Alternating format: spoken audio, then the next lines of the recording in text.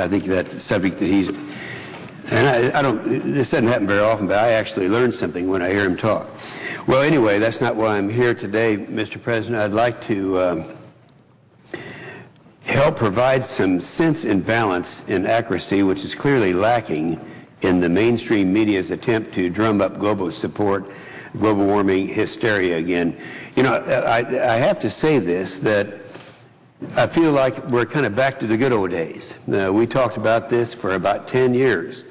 And there are different people coming up with legislation, the cap and trade legislation. They found out, of course, the American people realized it was a gigantic tax and there are no benefits. And so it kind of went by the wayside. But there's a new thing that's happening, and it was kind of interesting because just last Friday, the National Oceanic and Atmospheric Administration, one of the Obama appointees, said to the Associated Press, they said that the wildfires and hot temperatures over the past few weeks are will likely convince Americans that global warming is real. In other words, they're now trying to tie. They've never tried to do this before, because that's one of the few things that all experts agree on, that one isolated case doesn't make a case for major changes in the weather.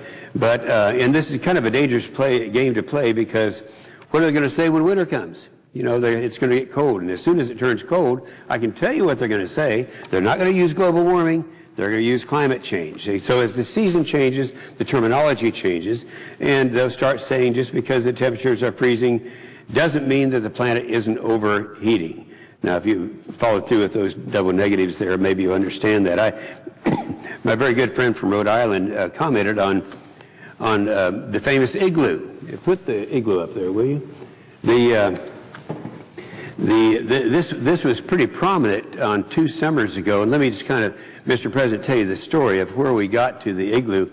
As everyone knows, most people know, because I brag about it all the time, I've got 20 kids and grandkids, and this happens to be one family here.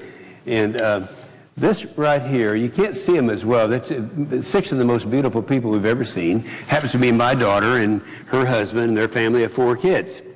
Well, anyway, this would have been in February of 2010. Some of us remember how cold it was during that time.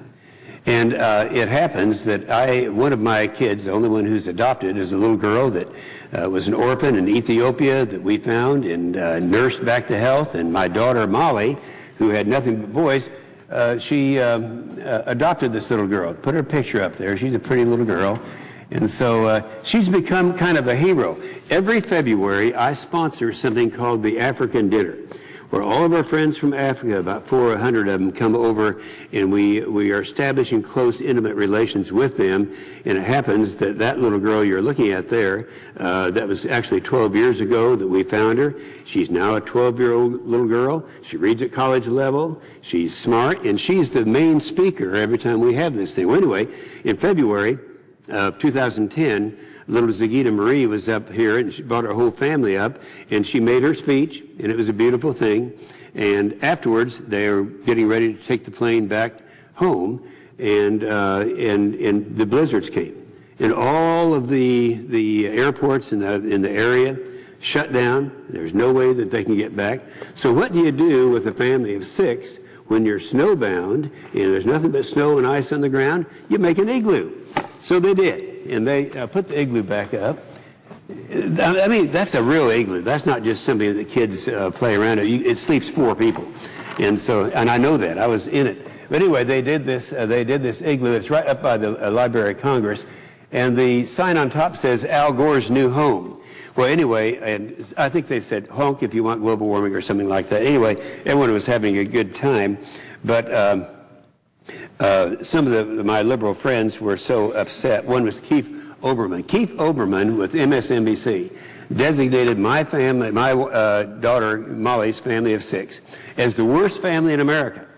Now there's her husband, very prominent there in Fayetteville, Arkansas. My daughter Molly is a professor at the university. She was actually designated as Outstanding Professor of the Year this year.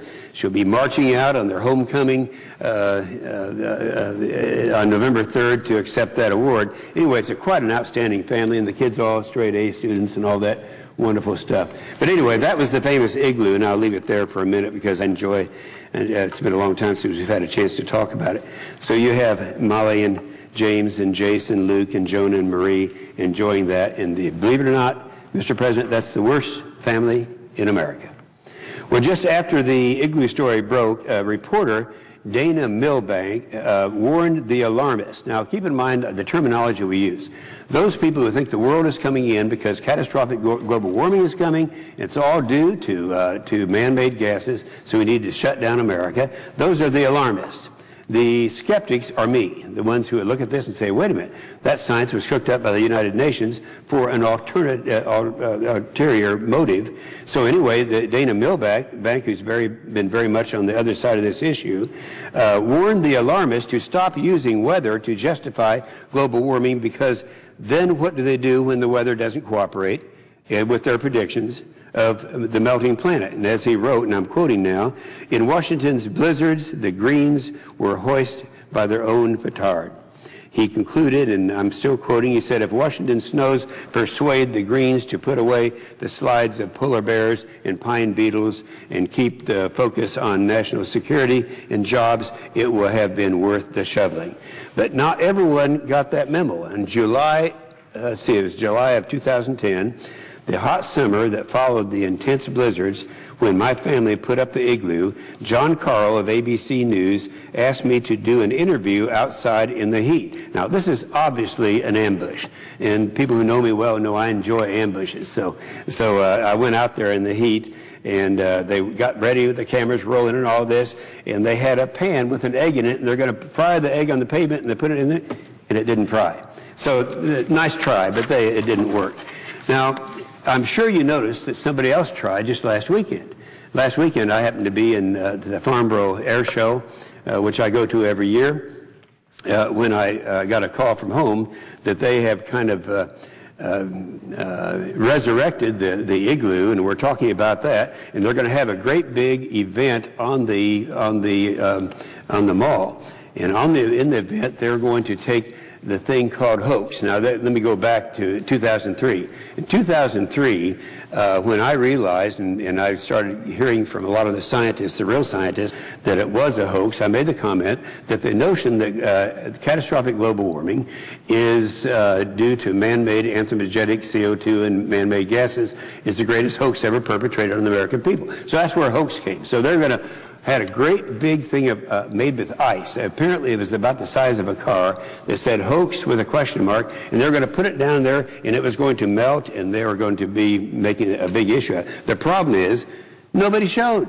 So what do? They thought, well, we can't do this, there aren't any cameras here and all that. So they called it off, and they used it as an excuse that there had been a storm up here, and they thought this might be offensive to people who had lost electricity in the storm. Anyway, that thing went under too. So in addition to the recent activity from my alarmist friends, the hot weather has also brought some of my favorite global warming reporters out.